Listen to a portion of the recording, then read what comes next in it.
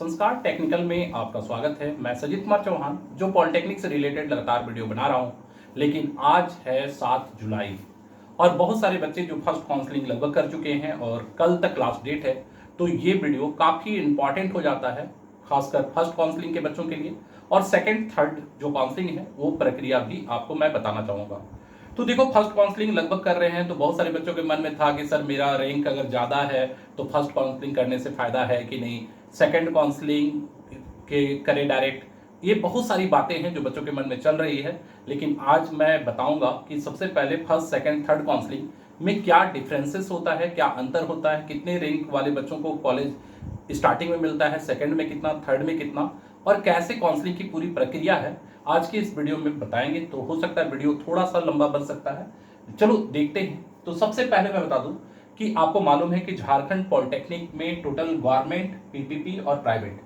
तो गवर्नमेंट मतलब government college, जैसा कि आप जानते हो कि टोटल 13 गवर्नमेंट कॉलेज और 4 गर्ल्स का मिलाकर 17 कॉलेज हो जाता है। तो गवर्नमेंट कॉलेज टोटल 17 है, जिसकी टोटल सीटें मिलाकर 2820 है।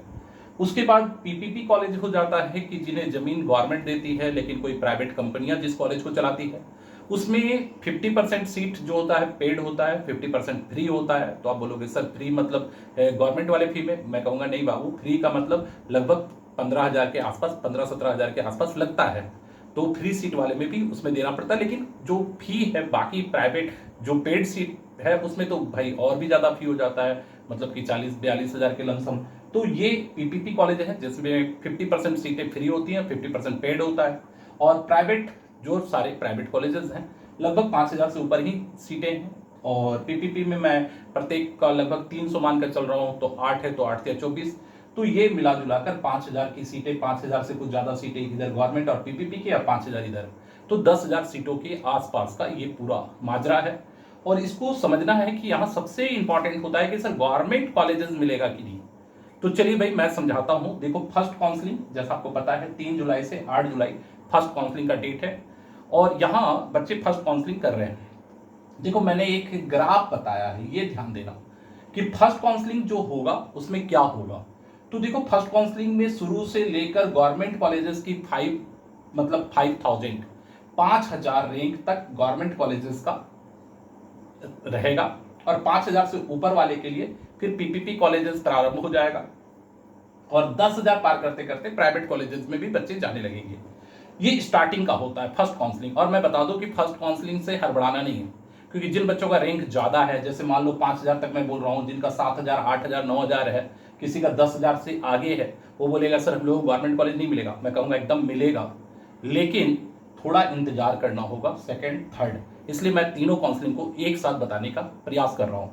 तो देखो, ऐसा है कि पहले में जो आप दिख रहा है 5,000, तो बोलोगे क्या सर 5,000 तक सारे गवर्नमेंट कॉलेजेस में? नहीं, लास्ट आते आते 5,000 तक स्थिति ये हो जाती है कि जो भी, पहले तो ये समझ लो, मैं स्टार्टिंग से ही बता देता हूँ। स्टार्टिंग से 1,000 रैंक तक मानकर चलो, आदित्यपुर, धनबाद और रांची का मैकेनिकल, इलेक्ट्रिकल एंड सिविल, ये 1,000 जाते जाते तक खत्म हुआ। फिर थोड़ा आगे बढ़ गए 1,500, 2,000 तक। तो फिर कुछ और ब्रांच, जैसे धनबाद का मेटलर्जी, आदित्यपुर का मेटलर्जी, फिर ये 1,200, 1,300, 1,400 रैंक तक। फिर इसके आगे चले जाएं तो फिर बाकी जो गवर्नमेंट कॉलेजेस हैं, निरसा है, बोकारो है, इनका मैकेनिकल, इलेक्ट्रिकल अच्छा ब्रांच। फिर ये चलते चलते फिर जो 3,000, 4,000, 3,000 पार होते ही फिर बच जाता है जो भी सीएस हो गया, ईसीई हो गई, ये सारे ब्रांच हो गए। तो बाकी ब्रांचेस मिलाते मिलाते तो गवर्नमेंट के लास्ट क्लास पहुंचते तक 5,000। लेकिन इसमें यह भी मायने रखता है कि आप किस कैटेगरी से आते हो, BC1 हो, BC2 हो, ST हो, SC हो। क्योंकि ST के बच्चों को 4,000, 5,000 में भी गवर्नमेंट के कुछ अच्छे कॉलेजेस के अच्छे ब्रांच मिल जाते हैं। तो ये, इसके लिए मैं थोड़ा माइक्रो लेवल पर वीडियो बना दूंगा तो ज़्यादा क्लियर हो पाएगा। लेकिन मानकर चलो 5,000 होते होते तक गवर्नमेंट कॉलेज के अच्छे ब्रांच लगभग पूरे खत्म हो चुके होते हैं। नॉर्मल इधर उधर के इक्का दुक्का ब्रांचेस मिलाते मिलाते 5,000 फर्स्ट काउंसलिंग में ऐसा होता है। और इसके बाद जो पीपीपी कॉलेज हैं उनके फ्री सीट वाले चूंकि बच्चे काउंसलिंग में भरते हैं तो वो स्टार्ट हो जाता है। तो फर्स्ट राउंड में ऐसा होता है। लेकिन सेकेंड काउंसलिंग में, अब देखो सेकेंड काउंसलिंग की स्थिति क्या है कि गवर्नमेंट कॉलेजेस का जो सीट है वो 5,000 के बदले अब जो उससे आगे रैंक वाले बच्चे हैं वहां तक, मतलब 7,500 रैंक तक गवर्नमेंट कॉलेजेस की आंकड़ा बढ़ जाती है। और पीपीपी चला जाता है 15,000 तक, और प्राइवेट लगभग 20,000 तक भी जाने लगता है। और जब थर्ड काउंसलिंग होती है, लेकिन एक बात जानना है कि फर्स्ट काउंसलिंग के बाद जो सीटें बचती हैं उनका मैं ये आंकड़ा दे रहा हूँ, और थर्ड काउंसलिंग होते होते तक ये आंकड़ा चला जाता है गवर्नमेंट का 10,000 तक। मतलब कि 10,000 तक भी साहेबगंज, सिमडेगा और जगन्नाथपुर जैसे कॉलेजेस में सिविल, मैकेनिकल, इलेक्ट्रिकल जैसे ब्रांच मिल जाते हैं।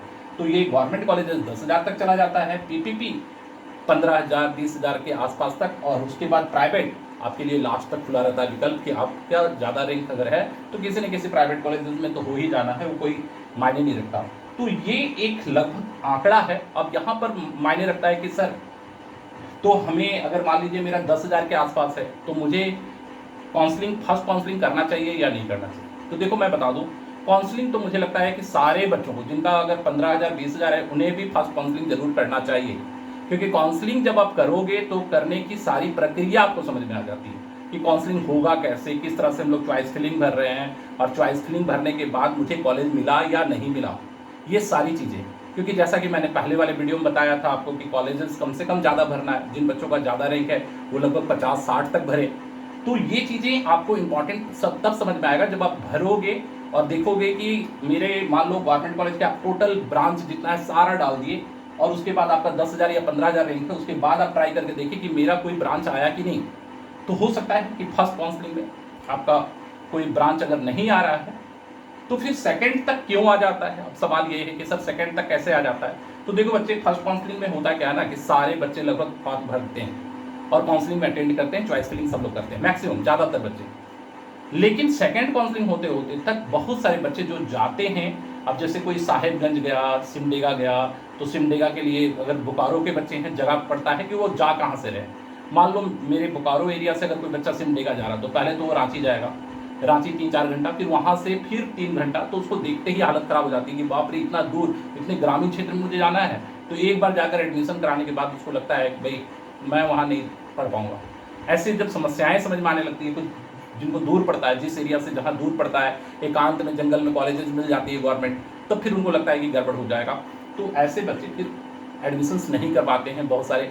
और प्लस बहुत सारा कंडीशन है, कुछ बच्चों का BC1 BC2 का झमेला कि BC1 बना हुआ था कागज में और वो आते हैं BC2 में, किसी का उल्टा है, BC2 बना हुआ था BC1 में आते हैं, तो इनमें फिर उनका एडमिशन नहीं हो पाता। ऐसे बहुत सारी समस्याएं हैं, जिन समस्याओं पर मैं वीडियो बनाऊँ तो एक अलग वीडियो बन जाएगा।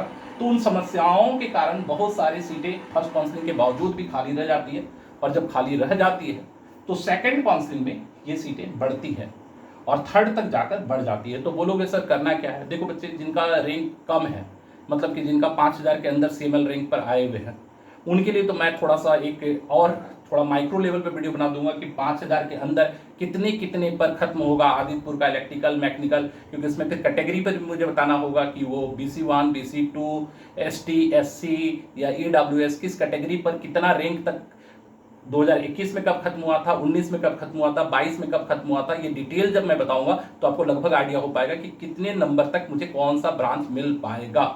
वो उसका माइक्रो लेवल होता है। तो इसके अंदर माइक्रो लेवल पर मैं वीडियो जरूर डाल दूंगा, ताकि मेरे पास पूरे लिस्ट बने हुए हैं। प्रत्येक ईयर पर मैं हमेशा आंकड़ों पर हमेशा रिसर्च करता हूं, तो वो मैं डाल दूंगा ताकि माइक्रो लेवल पर जो बच्चे उसके 5,000 के अंदर रैंक वाले हैं उनको समझ में आ जाए कि मेरा कहाँ तक जा पाएगा।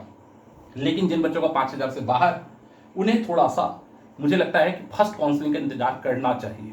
क्योंकि फर्स्ट काउंसलिंग के बाद मैं लगातार, अभी मैं कह रहा था कि फर्स्ट काउंसलिंग के पहले तो मैं कुछ वीडियो अपना माइक्रो पहले की स्टडी के अनुसार डालूंगा, लेकिन सेकेंड राउंड बड़ा अहमियत है इस बार, क्योंकि इस बार पॉलिटेक्निक का रिजल्ट लेट से आया है, और लेट आने के कारण बहुत सारे बच्चे जो 10th वाले होंगे उन्होंने कहीं ना कहीं 11 में एडमिशन करा रखा है।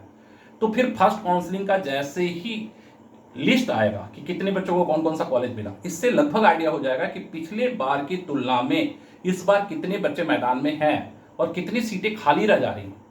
इससे आइडिया हो जाएगा कि सेकेंड और थर्ड राउंड में ये जो आंकड़ा है ये क्या और बढ़ेगा या घटेगा।